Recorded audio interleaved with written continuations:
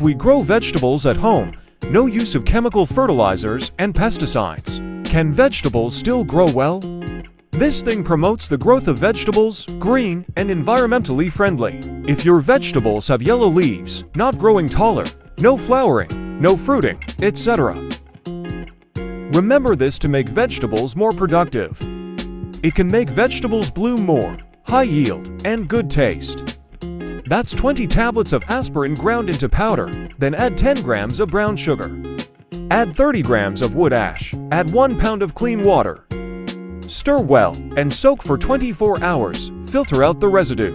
Then add 30 caddies of water to spray the plants, spray every half a month. Tomatoes can bear fruit continuously, including eggplant, beans, cabbage, and other fruits and vegetables.